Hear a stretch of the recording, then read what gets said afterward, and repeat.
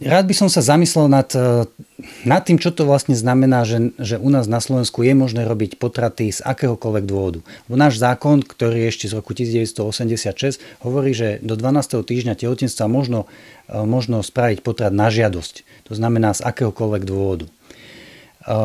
Niekedy si to možno človek neuvedomí, že čo všetko, aké dôvody to môžu byť.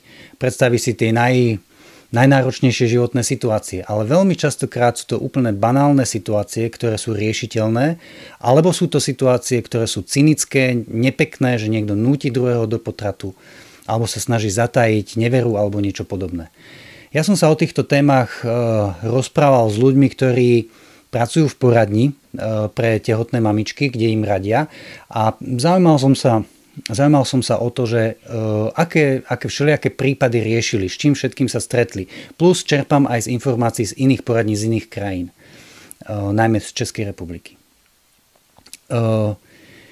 Jedným takým okruhom je, že tí ľudia, ktorí idú na potrat, alebo mamičky, ktoré chcú ísť na potrat, sa necítia byť ešte pripravené. Napríklad majú čerstvý vzťah. Jedna mamička povedala, že nevie, či chce byť s tým partnerom, či chce tvoriť rodinku. Niektorá povedala, že nevie meno otca, nepozná meno otca vôbec. Iná povedala, že nevie, ktorý z tých dvoch je otcom dieťaťa. Čiže toto sú tiež dôvody. Jedna lesbická žena, ktorá zvažovala potrat, otehotnela, žila so svojou partnerkou, chceli vychovávať dieťa spolu, tak otehotnela so svojím bývalým priateľom a potom sa rozišli tie dve lesby a potom zvažovala, že pôjde na potrat. Iná povedala, že sa pohádala a že ju bolí brucho. Že to bol vlastne ten spúšťač, kvôli ktorému začala uvažovať, že pôjde na potrat. Alebo aspoň takto to uviedla. Iný prípad bol, že po dlhodobom žena mala dlhodobý vzťah partnerský, ktorý skončil. Mala krátkodobú známosť, kedy otehotnela, a potom sa vrátila k tomu svojmu partnerovi, s ktorým predtým tvorili pár. A toto bol dôvod, že išla na potrat. Alebo chcela ísť na potrat. Veľmi taký absurdný pre mňa dôvod bol, že chcú mať jedináčika. Že už mali dieťa a chceli, aby to dieťa bolo jedináčik, lebo pochádzali z rodín, kde boli len jedináčikovia, že rodičia sú nastavení na to mať len jedináčikov, takže toto bol dôvod, že chcú mať len jedno dieťa. Častokrát sa stane, že sex deťom schvaľujú rodičia, že neprotestujú, podporujú ich prípadne v tom, a potom, keď otehotnejú, tak ich do potratu tlačia, aby išli na potrat ich detí.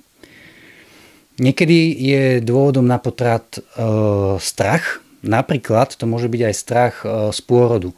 Jedna žena uviedla, že uvažuje nad potratom, pretože mala ťažký priebeh pôrodu. Častý dôvod je ten, že tehotenstvo zasiahne do nejakých plánov. Vyjadrenia typu my sme mali plány, chceli sme cestovať, to povedali vysokoškoláci. Pani, ktorá čakala tretie dieťa, povedala, že chcela cestovať. Nízky vek je tiež jeden z tých dôvodov, napríklad do 16 rokov, alebo aj povedzme vyššie, ale povedzme nízky vek. A vtedy tí mladí ľudia hovoria, že si nechcú pokaziť život. Prípadne na nich tlačia, rodičia na nich tlačia, alebo kamaráti na nich tlačia, aby šli na potrat, aby si nepokazili život. Jedno mladé dievča povedalo, že by spravila svojej rodine hanbu, keby sa zistilo teda, že je tehotná, že má dieťa.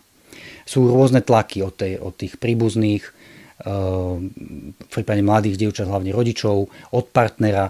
Niekedy ten tlak je naozaj až za hranicou trestného práva, pretože sa vyhrážajú násilím, tlačia do potratu násilím, alebo sa vyhrážajú nejakou inou újmou. Častokrát sa vyhrážajú, že sa rozídu, ak nepôjde na potrat.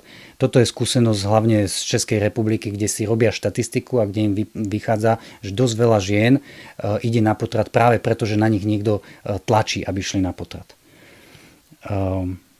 Niektorí povedia, že na dieťa ešte nie je správny čas. Potom jeden taký okruh, kedy chodia ľudia na potrat, je, že používali antikoncepciu, veľmi sa na ňu spoľahli, ale samozrejme žiadna antikoncepcia nie je 100%. A keď otehotnejú, tak sú veľmi zaskočení a myslia si, že majú ako keby právo, alebo že nemožno od nich očakávať, že si to dieťa nechajú. Tak povedia, však my sme sa chránili. Takže toto je vlastne tá okolnosť, ktorá u nich znamená, že nakoniec na ten potrat idú alebo rozmýšľajú o potrate, že však sa správali zodpovedne a nie sú za to zodpovední, nemajú preto akoby nie je zodpovednosť za to, že majú dieťa. Jeden taký prípad, ktorý dopadol šťastne, bol, že študentka na základnej škole otehotnela a chcela ísť na potrat kvôli tomu, že si predstavila, že keby vypadla z ročníka, tak pôjde o ročník neskôr a prepadne do triedy, kde sú babí, s ktorými sa nemala rada. A riešiteľná situácia. Tie psychologičky alebo poradkyne jej vysvetlili, že keď je to taký problém, že by chodila do triedy s nejakými dievčatami, s ktorými sa nekamaráti, tak môže požiadať riaditeľa, aby ju dal do inej triedy. A problém bol zrazu vyriešený. Čiže tu vidíme, že niektoré tie prípady pre potrat sú cynické, hnusné, násilné, niektoré sú absurdné, niektoré sú úplne ľahko riešiteľné. Častokrát to je len nevedomosť o tom, že majú nárok na rôznu sociálnu pomoc, podporu a podobne.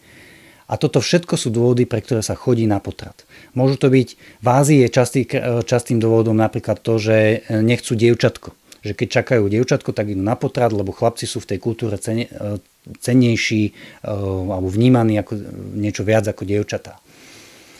Pre tento istý dôvod je možné ísť na potrat aj na Slovensku. Na potrat môže ísť niekto z rasistických dôvodov, napríklad na dovolenke otehotnela Slovenka s Černochom a nechce mať černošské dieťa, alebo mulata nechce mať, tak pôjde na potrat, lebo nechce mať dieťa inej farby pleti a podobne. To sú všetko situácie, ktoré náš zákon, ten zákon z 86. roku umožňuje potraty z takýchto dôvodov. A každý, kto sa zastáva súčasného stavu, kto chce, aby tento zákon zostal zachovaný, tak vlastne umožňuje, aby sa potraty robili aj z takýchto dôvodov. Myslím si, že je dôležité, aby sme ten zlý, komunistický, nespravodlivý zákon zrušili. A aby sme sa zasadili za to, aby politici presadili zákon, ktorý bude chrániť život všetkých ľudí, vrátane nenarodených detí. Aj preto by som vás chcel pozvať na pochod Bratislava za život, ktorý sa bude konať túto nedeľu 24. septembra o 15. hodine v Bratislave na hlavnom námestí. Bude tam aj detský program, bude to veľmi príjemná akcia a bude aj veľmi užitočná, pretože v spoločnosti povieme, že nám záleží na živote každého jedného človeka. Deti nech si prinesú aj nejaké rabkáče, bubny alebo nejaké hudobné nástroje, aby mohli robiť rámus v sprievode. Tak srdečne vás pozývam a dúfam, že sa v nedeľu všetci uvidíme.